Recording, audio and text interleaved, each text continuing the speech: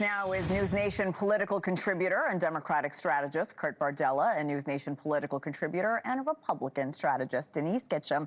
Great to see you both. Merry Christmas Eve, guys.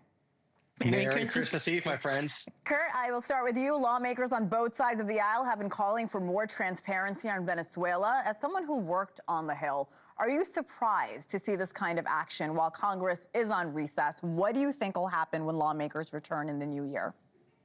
Yeah, Congress takes itself as a check and balance at the very least pretty seriously in its jurisdiction on issues involving national security, how the armed services are being deployed. Those committee chairmen, I guarantee you, want to be in the know. They want to be briefed. They want to have a say. They want to be advised. And they've already expressed their displeasure with how they've been cut out of the loop and not getting straightforward answers about the operation in Venezuela. They're going to come back from the Christmas break and they're going to want some answers. Denise, you heard Joe and I talking about the National Guard. They have been rebuffed this week by the Supreme Court on deploying the Guard domestically. Do you think Trump will turn to the Insurrection Act? I mean, it's possible. He certainly threatened to, and there's, a lot of legal scholars that have debated whether or not that would actually hold any water.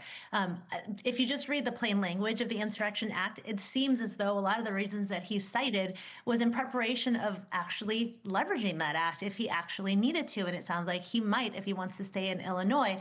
I think President Trump has never been one to have a lot of empathy for people who suffer when they disagree with him. And so I think at some point he's going to say, look, if you guys want to suffer under the crime that you're experiencing in certain parts of Illinois, then that's on your governor. I've tried to help you. And he knows he's never going to win Illinois. So unfortunately, instead of doing just the thing that would help the most people in Illinois escape from all this underneath all this crime, he's probably just going to wipe his hands of it if he doesn't get his way.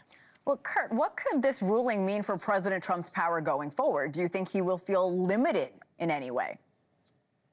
Well, if he does, he should. That's how the system is designed to work. The judiciary branch is supposed to be a check and balance on executive power.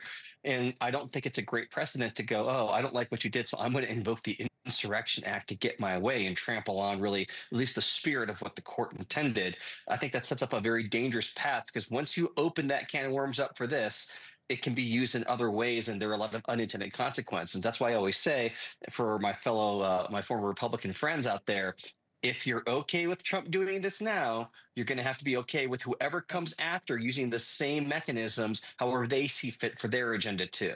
That's a good point. And I know Republicans and Democrats are worried about just that. Denise, you brought up Illinois a moment ago. We know the Supreme Court ruling on Chicago.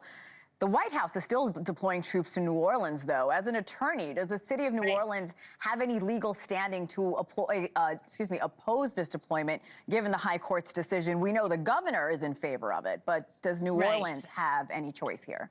Yeah, none at all. In Louisiana, the law is very, very clear, the state law, that the governor, and this is true in all states, the governors always have the say over the National Guard. That's why it was so controversial that President Trump went around Pritzker and actually activated the National Guard in Illinois without the governor's consent. So yes, Landry is actually the one that initiated the request for the National Guardsmen to be called into action. He actually had to take that request to the DOD, and the DOD had to authorize. They actually only gave him a third of the 1,000 troops that he asked for to help through Mardi Gras, just with general public safety and cutting down on crime.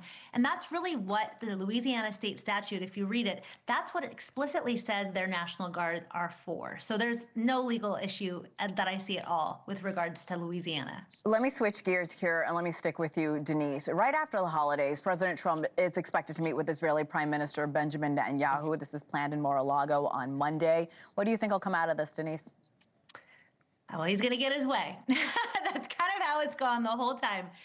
Look, Israel can't, especially Netanyahu with his tenuous political position domestically and internationally. We are Israel's very dearest friends, and they are our dear friends. They are our only allies in the Middle East that we can always count on. And so I think President Trump is trying to do what he laid out in his 20 however many point plan for peace in Israel and in Gaza in particular. And that requires, the second phase of this peace plan, now that most of the hostages, all but one, I believe, have been returned, it requires figuring out how how is Gaza, the Strip, going to actually be governed? And of course, Netanyahu doesn't want to give in and say we're going to pull out completely. They can never want to risk having another October 7th. So I understand why a lot of Israeli politicians are concerned about what the public thinks, amongst Israelis. And I understand the need to trust but verify, but that's not what the U.S. position has been. And ultimately, I think President Trump will get his way. Well, I think another factor that will certainly be a point of contention and certainly a topic on Mondays, Israel's defense minister said he would never leave Gaza and would build Jewish settlements when the time is right. That's a quote. That appears to contradict President Trump's plan. Kurt, do you think the U.S. and Israel can get aligned in order to implement the second phase of the ceasefire? Well, that's why this meeting is important. This is why almost the second phase is almost harder than really phase one. Yeah. And the one thing that the president really can't afford here is his big peace plan just falling apart when we get to phase two. That would be incredibly damaging to his legacy and his political capital, especially as right now he's also trying to, negotiate some sort of ceasefire and lasting peace with Russia and Ukraine. And I think Trump will make it very clear to Netanyahu that he has no tolerance for, at least on the Israel side of things, being the reason why this peace doesn't hold. I think he'd be incredibly upset about that if that were to come to pass. So again, a lot of this is posturing. We understand that. There's always a lot of that in these type of, high stake, high tension conflicts. But I think the president make it very clear he has no appetite for this unraveling, certainly in the year of 2026 when there's so much on the line in the midterm elections. I am running out of time, but I want to ask you about Ukraine, Denise. Zelenskyy saying today he's open to creating a demilitarized zone. What are your thoughts on that? I think that's great. It's worked in other areas of conflict. Look at South Korea and North Korea. I actually visited the one in South Korea. So it's an interesting idea. I think that, they've hammered out this 20-point peace framework. I get so lost in how many points there are in each of these peace frameworks. But they've talked about, all the issues that you need to in order to have lasting peace, more than just a ceasefire, like we just talked about in Israel. It's so easy to just get to that first point.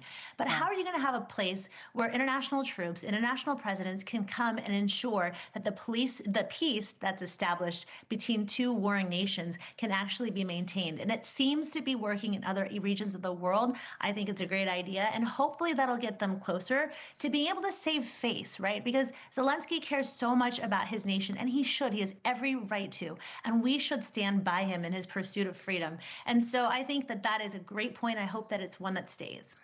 Kurt Bardella, Denise Gitsham, I appreciate both of you joining us on this Christmas Eve. Thank you again. Enjoy the holiday, guys. Merry Christmas, guys. Happy holidays, friends.